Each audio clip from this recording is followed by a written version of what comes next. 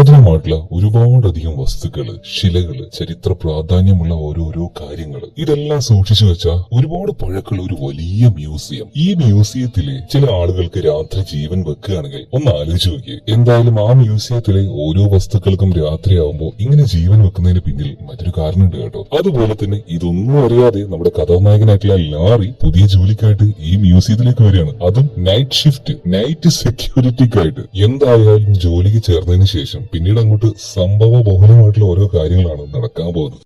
എന്തായാലും നമുക്ക് നേരെ ആ കഥയിലേക്ക് പോകല്ലേ, കഥയുടെ ഈ മായ ലോകത്തിലേക്ക്. സോ അഗൈൻ കഥയുടെ ആരംഭത്തിൽ കഥാനായകനായിട്ടുള്ള ലാറിയെ കാണിക്കുകയാണ്. തിരക്ക് പിടിച്ചുകൊണ്ട് സ്കൂളിലേക്ക് പോവാണ് മകനെ കൂട്ടാനായിട്ട്. എന്നാൽ സ്കൂളിലേക്ക് വന്ന് നോക്കുമ്പോൾ ഇന്ന് പാരന്റ്സ് മീറ്റിംഗ് ആയിരുന്നു. ഓൾറെഡി ലാറിയുടെ മകനെ അവന്റെ വൈഫ് വന്ന് കൂട്ടിക്കൊണ്ടുപോയിട്ടുണ്ട്. എന്നാൽ വൈഫും അതുപോലെ തന്നെ ലാറിയും ഇപ്പോ സെപ്പറേറ്റഡ് ആണ്, അതായത് ഡിവോഴ്സ് ആയിട്ടുണ്ട്. നേരെ ഭാര്യയുടെ വീട്ടിലേക്ക് ചെന്ന് നോക്കുമ്പോൾ അവിടെ മകനുണ്ടായിരുന്നു. അതുപോലെ തന്നെ ഇതെന്താ നീ പറയാതെ മകൻ ഇങ്ങനെ കൂട്ടിക്കൊണ്ടെന്ന് ചോദിച്ചപ്പോ വൈഫ് പറയണോ, അത് പിന്നെ ഞാൻ മകൻ പറഞ്ഞിട്ടുണ്ടാവും എന്ന് ഞാൻ വിചാരിച്ചാണ്. ഇല്ല, അവൻ എന്നോടൊന്നും പറഞ്ഞില്ല. ഇതേ സമയത്ത് തന്നെ ലാറിയുടെ വൈഫിനെ, എക്സ് വൈഫാണ്, അവൾ വിവാഹം കഴിക്കാൻ പോകുന്ന ആളിങ്ങോട്ടേക്ക് വന്നിട്ടുണ്ട്. മാത്രമല്ല എന്തായാലും പഴയ ഹസ്ബൻഡ് തന്നെയല്ലേ.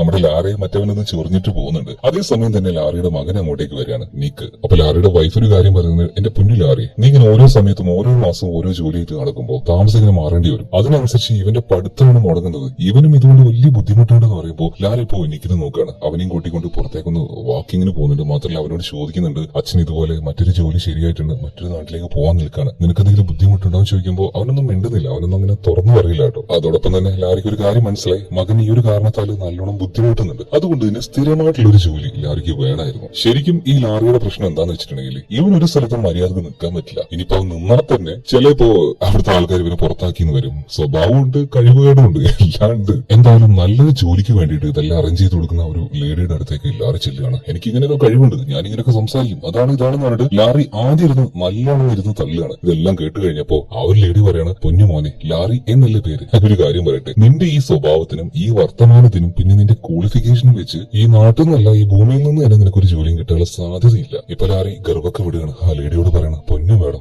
പട്ടിണിയാണ്, എന്തെങ്കിലും ഒരു ജോലി തരപ്പെടുത്തി തരുമോ. കരഞ്ഞു പറഞ്ഞോണ്ട് തന്നെ ആ ഒരു ലേഡി, ഒരു ചാൻസ് ഉണ്ട്, പക്ഷെ ആരും അങ്ങോട്ടേക്ക് പോയിട്ട് അങ്ങനെ സെറ്റ് ആയിട്ടൊന്നുമില്ല, നീ പോയി നോക്കി എന്ന് പറയണം. അപ്പൊ ലാറി നേരെ അങ്ങോട്ടേക്ക് ചെന്ന് നോക്കുമ്പോൾ ഒരു പഴയ മ്യൂസിയം ആയിരുന്നു. അതിന്റെ ഉള്ളിലേക്ക് കയറി വരുമ്പോ തന്നെ കാണുന്നത് വലിയൊരു ഡൈനോസറിന്റെ ഫോസിലാണ്. അതങ്ങനെ ആ ഒരു ലെവലിൽ വെച്ചിട്ടുണ്ട്. ഇപ്പൊ അവിടെ ഉണ്ടായിരുന്ന റിസപ്ഷനിസ്റ്റ് റുബേക്കയുടെ അടുത്തേക്ക് ചെന്നിട്ട് ലാറി കാര്യങ്ങളൊക്കെ പറയുമ്പോ ദേണ്ടേ അങ്ങോട്ടേക്ക് പോയിക്കൂന്ന് പറയണം. ലാറി ഇപ്പൊ നേരെ ആ ഒരു മുറിയുടെ അടുത്തേക്ക് ചെല്ലുമ്പോൾ അവിടെ ഉണ്ടായിരുന്ന ഒരു അപ്പൂപ്പൻ അവൻ ആ ഒരു മുറിയിലേക്ക് കൊണ്ടുപോകാൻ. മാത്രമല്ല അവിടെ ഒന്നല്ല 3 അപ്പൂപ്പന്മാരാണ് ടോട്ടലുള്ളത്. അപ്പൊ എന്താണ് ജോലി എന്ന് ലാറി ഇങ്ങനെ അവരെ നോക്കി നിൽക്കുന്ന സമയത്ത് ഈ അപ്പൂപ്പന്മാര് പറയണം, ഈ ഒരു മ്യൂസിയം ആ ഒരു ട്രെൻഡൊക്കെ പോയിക്കൊണ്ടിരിക്കുകയാണ്, പിള്ളേരൊന്നും ഇങ്ങോട്ടേക്ക് വരുന്നില്ല, പഴയതുപോലെ കളക്ഷനും ഈ ഒരു മ്യൂസിയത്തിലില്ല. അതുകൊണ്ട് തന്നെ ഞങ്ങൾ 3 കിളവന്മാരെ ഇവരിപ്പോ അടിച്ചു പുറത്ത്